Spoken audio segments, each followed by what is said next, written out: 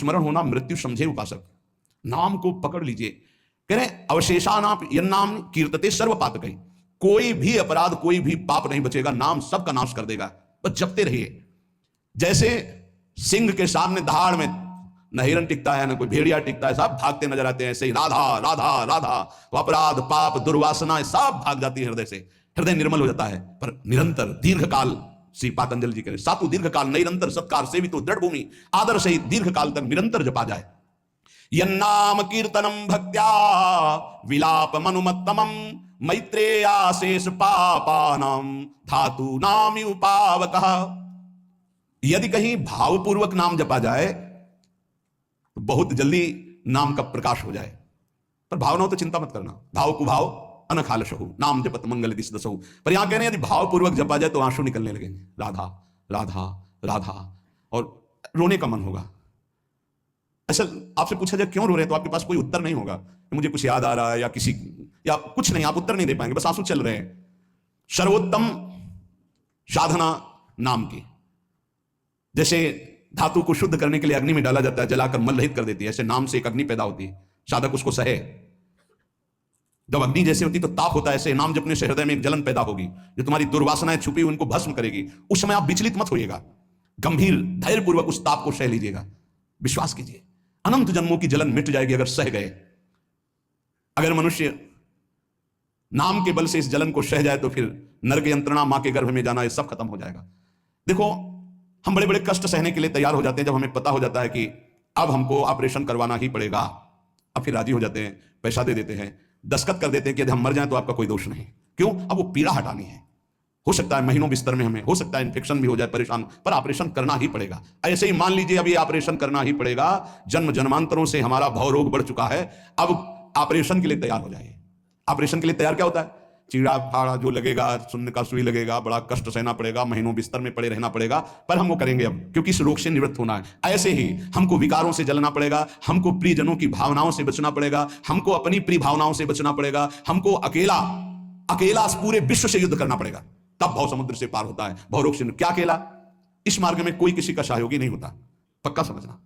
आपको स्वयं लड़ना होगा, क्योंकि अंदर का विषय होता है। बाहर तो हजारों लोग मित्र हैं, लेकिन मेरी अंदर की सामर्थ्य हमको बचाएगी। बाहर की सामर्थ्य जन समुदाय की नहीं बचाएगी। हमारे अंदर कोई वृत्ति आ रही हो, अंदर का भजन बचाएगा, बाहर का नहीं। एक एक वृत्ति आपको सुधारनी, आपको लड़ना होगा। पर आप अगर निश्चय कर ले तो आप लड़ सकते हैं, क्योंकि आप हरि के अंश हैं, आप में सब सामर्थ्य है। देखो लगता है कि एक सुई लगती है तो लगता है हम नहीं सह पाएंगे, भारी से भारी जब कष्ट आए तो सब कुछ सह जाता है। ऐसे जीवन में सबके कष्ट आते हैं। बहुत सामर्थ्य है आप में, आप बहुत कुछ सह सकते हैं, आप टूटिएगा नहीं। गोविंदेति तथा प्रोक्तम भक्त्या वा भक्ति वर्जितैः दहते सर्व पापानि युगांतग्निरिवोत्थितः। ओहो, जैसे प्रलयाग्नि प्रकट होती है तो सबको भस्म कर देती है, ईंट आदि सब द्रवित हो जाते हैं, सब कुछ द्रवित, भयंकर अग्नि में सब द्रवित हो जाते हैं, सब राख हो जाते हैं। ऐसे कह रहे हैं जब नाम जपते जपते तुम्हारी नाम में रुचि हो जाएगी तो युग युगांतर से जो तुम्हारे पाप के संस्कार अंदर हैं, एक दिन के हैं, एक दिन के हो तो खत्म हो जाएं, युग युगांतर से वो अंदर नाम अग्नि पैदा करेगा कि सब भस्म हो जाएंगे। बस आप चुपचाप नाम जप करते रहिए, गोविंद गोविंद कृष्ण कृष्ण हरि हरि। जो अज्ञानाद अथवा ज्ञानाद उत्तम श्लोक नाम यत संकीर्तित मघम पुंसो दहे देधो यथा नला। यदि अज्ञान से तुम्हें कुछ पता नहीं नाम का क्या प्रभाव है, क्या लाभ मिल रहा है, नहीं मिल रहा, पर संत ने कहा है, सत्संग में सुना है, अब तो नाम जपेंगे। पुण्य श्लोक भगवान श्री हरि का नाम, प्रियाजू का नाम आप जपने लगे, आपका मंगल हो जाएगा। सच्ची मानिए, यदि आप चाहेंगे नाम जप से तो रोग को मिटा देंगे, चाहेंगे तो। पूरे धन्वंतरी जी ने आयुर्वेद का शोध करके देखा तो जो औषधियों में शक्ति पाई गई उससे लाखों गुना बढ़ करके रोग मिटाने की शक्ति भगवान के नाम में पाई गई। जैसे किसी वैज्ञानिक कैंसर के विशेषज्ञ जब उन्होंने सरकार की बात सुनी कि दतून करते हैं ऐसे, तो उन्होंने कहा इसका विज्ञान सपोर्ट नहीं करता है, क्योंकि विज्ञान प्राकृतिक बुद्धि का सपोर्ट करता है। भजन बल से वो किसी के रोग नष्ट नहीं करते थे, बहुत दैन्यता से वो रोग, तो दया आ गई, करुणा आ गई, उस रोग को अपने ऊपर ले लिया और उसके रोग की निवृत्ति कर दी। जैसे भाई जी को करुणा आई, राधा बाबा के रोग को अपने ऊपर ले लिया, उनको रोग की निवृत्ति कर दी। ऐसे महापुरुष जन कर नाम से वो अपने रोग नहीं मिटा सकते थे क्या? अपना पैर कटवा लिया, अपना नहीं करते, क्योंकि लिया है उन्होंने स्वीकार। यही तो संत महापुरुषों की महिमा गाई गई है कि वो दूसरों के लिए अपने कष्ट को बढ़ा देते हैं और उनको पता नहीं है, उनको पता भी नहीं। राधा बाबा को तो श्री कृष्ण चंद्र जी ने कहा कि जो भाई जी महीनों से अस्पताल में पड़े, ठीक नहीं हो रहे, वो आपका प्रारब्ध भोग रहे। तो बाबा जाकर के बोले, भाई जी ने क्यों व्यर्थ की बात। तो उन्होंने कहा, नहीं, श्री कृष्ण ने कहा है। तो उनका, बाबा हमें कोई फर्क नहीं पड़ता, लेकिन आपको फर्क पड़ जाता, इसलिए हमने प्रारब्ध को आपके स्वयं ले लिया है। नाम जब से अच्युतानंद गोविंद नामोच्चारण भेषजात नश्यन्ति सकला रोगा सत्यम सत्यम बदाम्यहम। अब आप एक प्रसंग पर ध्यान दीजिए, महाप्रभु चैतन्य देव के। जब तीर्थयाटन में महाप्रभु चैतन्य देव विचरण कर रहे थे, तो एक नगर में गए, जहां जाते थे हजारों लाखों लोग उनके दर्शन के लिए दौड़ पड़ते थे। महाप्रभु साक्षात प्रेम मूर्ति, और भगवान करुणा करके ऐसे रूपों में आते हैं जगत मंगल करने के लिए। हरि बोल, तो पूरा समुदाय भावावेश में हो जाता, हरि बोल, मोर प्राणनाथ कृष्ण, अश्रुप्रवाह तो सब विकल हो जाते हैं। जैसे भरत जी चित्रकूट में सिया राम, तो पूरा चित्रकूट मानो सिया राम में हो गया हो। उस नगर के लोग परमानंद का लाभ लिए महाप्रभु चैतन्य देव चल दिए। तो एक वासुदेव कुष्ठी थे, जिनके गलित कुष्ठ शरीर में था, वो चल नहीं सकते थे, तो घुटनों के बले से रगड़ रगड़ करके वहां आए। जब वहां आए तो भीड़ लगभग जा रही थी। तो उनका, कहां गए वो सन्यासी महापुरुष जिनके सब दर्शन करने आ रहे थे, मैं नीच भी दर्शन करने आया, कहां गए? बोले, वो तो चले गए। बहुत विकल हुए, रो पड़े कि वैसे ही दुर्दशा भोग रहा हूं, एक बार नाम सुना था, दर्शन पाने के लिए आया, वो तो चले गए, हाय अब कैसे, मैं चल भी नहीं सकता, दौड़ भी नहीं सकता। इतनी विकलता कि महाप्रभु एकदम खड़े हो गए और दौड़ पड़े वापस, और लौट करके आए। ओ जेव देखा सामने गौर वरण गौरांग महाप्रभु, चिल्ला कर रो पड़े, अरे करुणा में प्रभु। बोले, सिर्फ आपके लिए आया हूं, सिर्फ आप। अब आप देखिए, महाप्रभु ने पकड़कर खड़ा किया, वो रो रहा, छुओ मत, मेरे शरीर में पीप है, दुर्गंध है, प्रभु मैं नीच हूं, छूने लायक नहीं। प्रभु ने खड़ा किया, और ऐसे जीव ही गले से लगाया, वो तो चीख पड़ा, प्रभु आपके इस परम पावन देह के स्पर्श लायक दे नहीं, नाथ आपके शरीर में पीप लग जाएगी। महाप्रभु ने बिल्कुल नहीं सुना, और ऐसे गले से लगाया और कहा, तुम्हारे स्पर्श से श्री कृष्ण के आलिंगन का सुख मिल रहा है। जे भी आंख खोलकर वासुदेव कुष्ठी ने देखा, तो कहीं कोई कुष्ठ नहीं।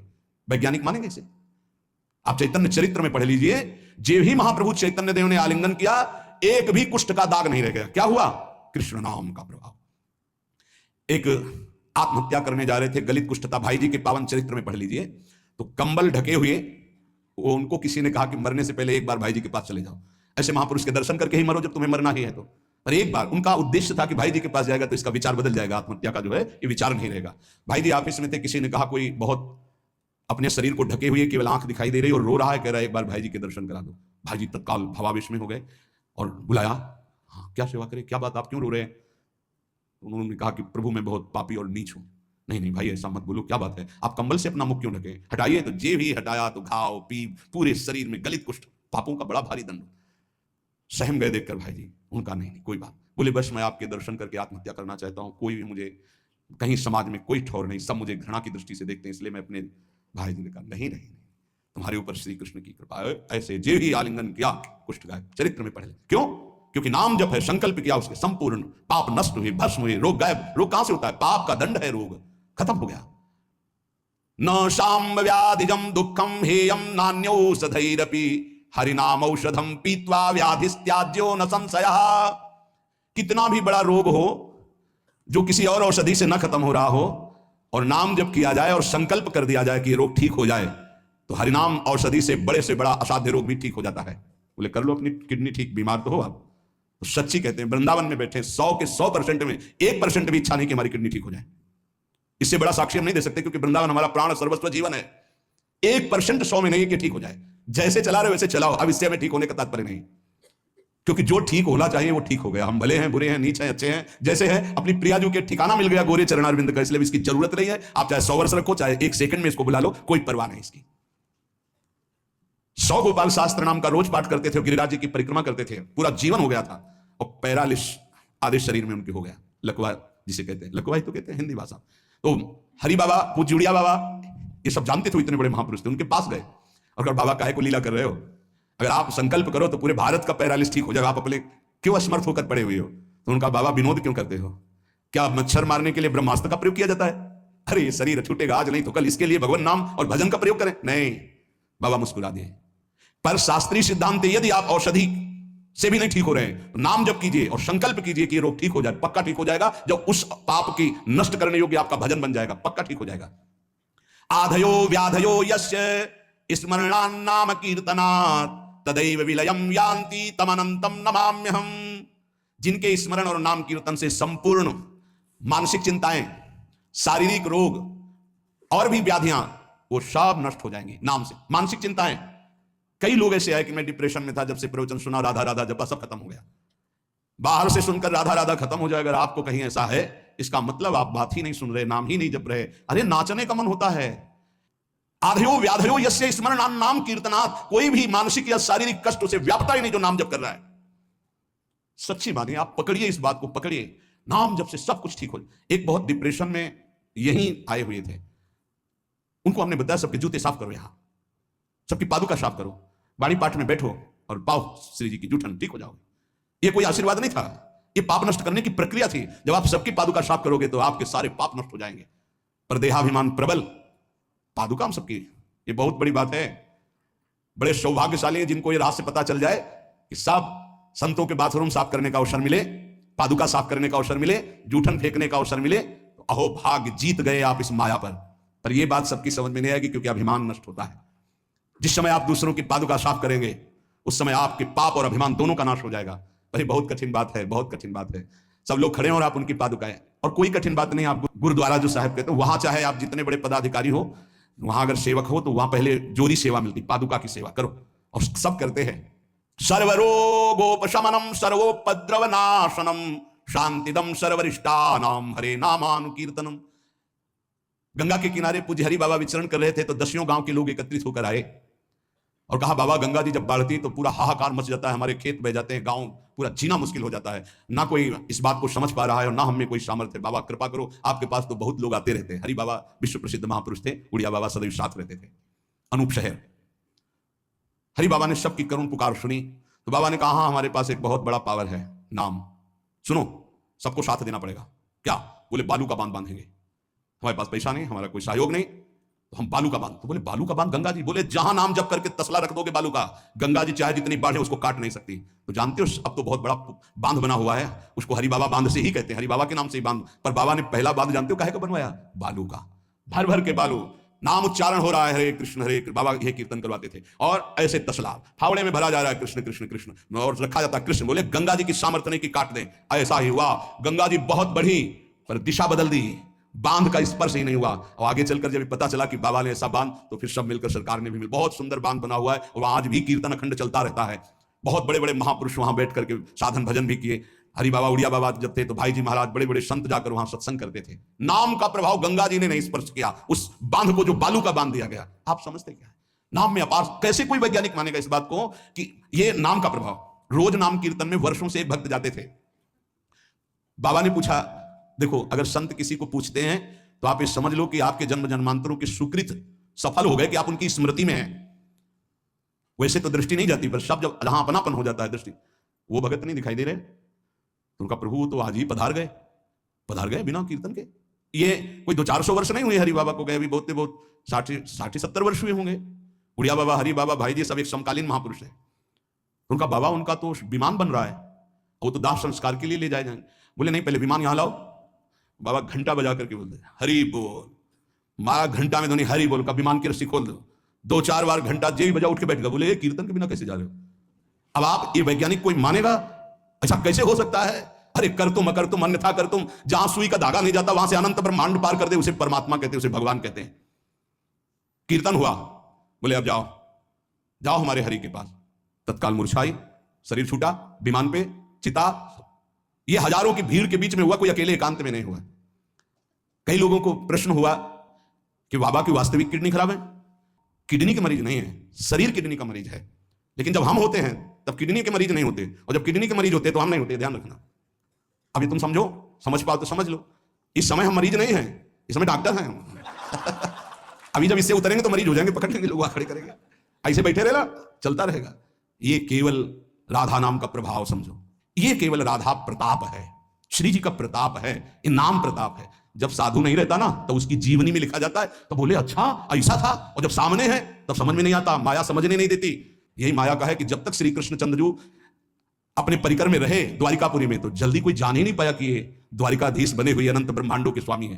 पक्का ऐसी भगवान और भक्तों की लीलाएं होती हैं। सच्ची कह रहा हूं, ये हमारी कोई महिमा नहीं, राधा प्रताप है कि कैसी भी परिस्थिति हो, ये जस गवाना ये उनके प्रताप से हो। कौन सा ऐसा? सर्व रोगापशमनम सर्वोपद्रवनाशनम शांति प्रदम सर्वरिष्टानाम हरे नामानुकीर्तनम।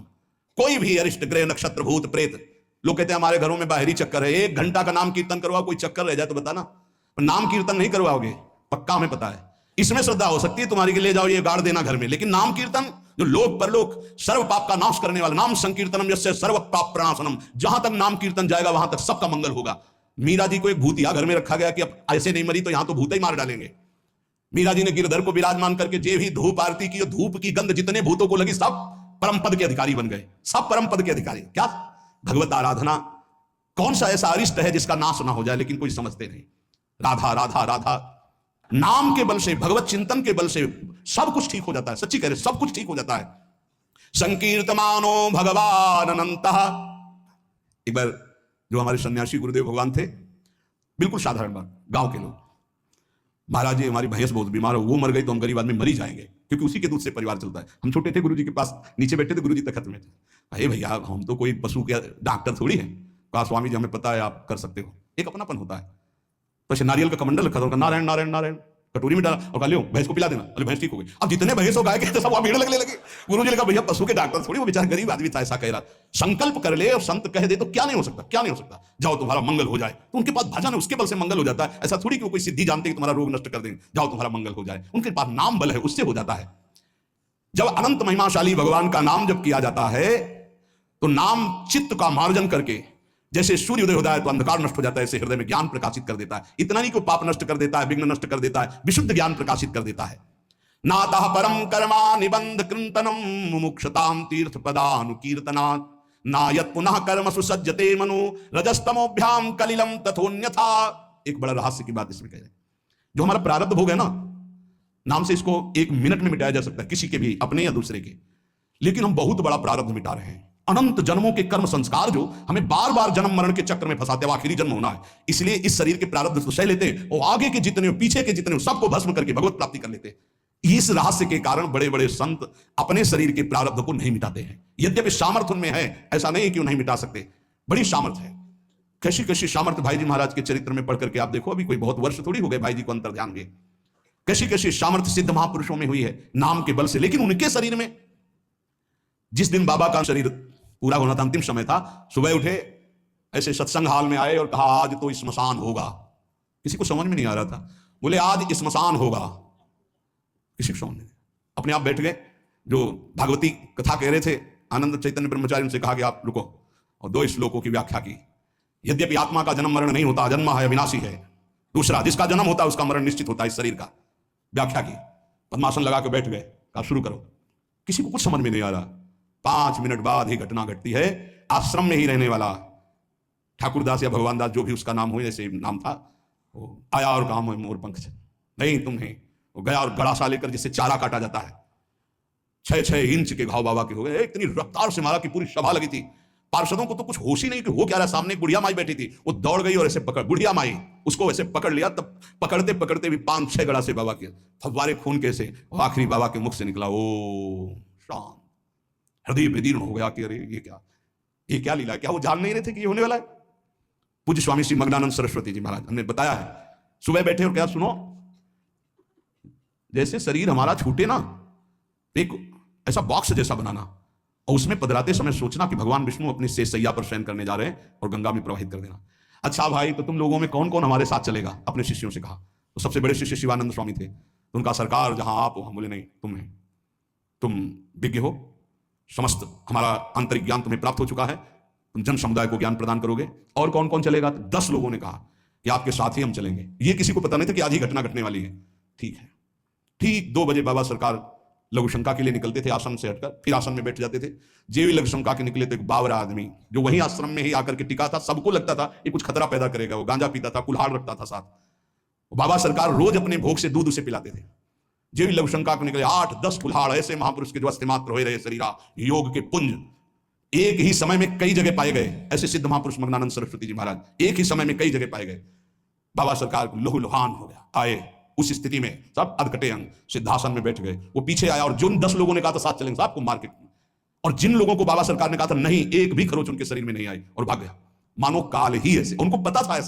ऐसा नहीं कि भजनानंदी महापुरुषों को पता नहीं होता कि अब क्या होने वाला है, पर वो भगवान के रहस्य को वैसे ही रखते हैं जैसा भगवान चाहते हैं। क्या पूरे जीवन भर महान तप परिणाम अंत में, तो ये परिणाम थोड़ी है।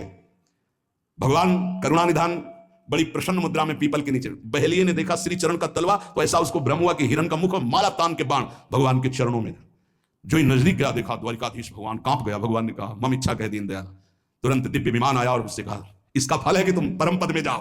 और भगवान अंतर्धान हो रहे, निमित्त बनाकर वो सशरीर भगवान अंतर्धान। भजन करने से इसका कोई लेना देना नहीं रहता कि शरीर को रोग है कि शरीर कैसे छूटता है।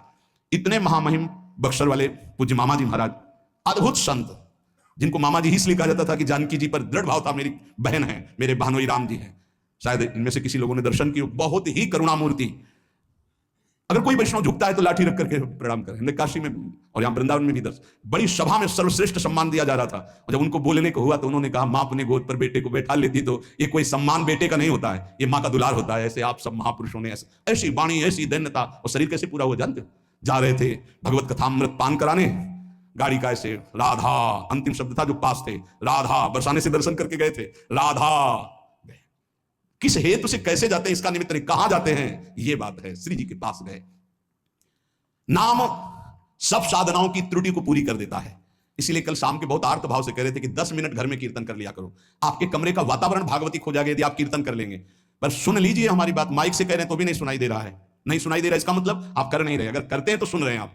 10 मिनट आप चाहे गृहस्थ हो चाहे विरक्त हो, 10 मिनट कीर्तन कर लीजिए, आपकी कुटिया का वातावरण भागवतिक हो जाएगा, कोई आपको मानसिक विघ्न नहीं होगा। 10 मिनट कीर्तन कीजिए, अगर आप मान ले तो निर्विघ्न आपका समय जाने लगेगा। 24 घंटे में एक बार आपकी कुटिया में ताली या मंजीरा बजना चाहिए और जोर से नाम होना चाहिए, राधा राधा या राधा वल्लभ श्री हरिवन, या जो और अन्य उपासना वाले हैं अपने उपास्य देव का नाम कीर्तन। जिस कुटिया में रोज नाम कीर्तन होता है उस कुटिया में कोई भी किसी अन्य के परमाणु में विक्षेप नहीं डाल सकते। ये रहस्य की बात है, पर कैसे मानोगे? तुम्हारा मन तुम्हारे ऊपर शासन किए तो हमारी बात नहीं मानोगे। यदि हमारी बात आपके ऊपर शासन कर जाए तो आज से शुरू कर दोगे। आपकी कुटिया में 10 मिनट कीर्तन की ध्वनि होनी चाहिए।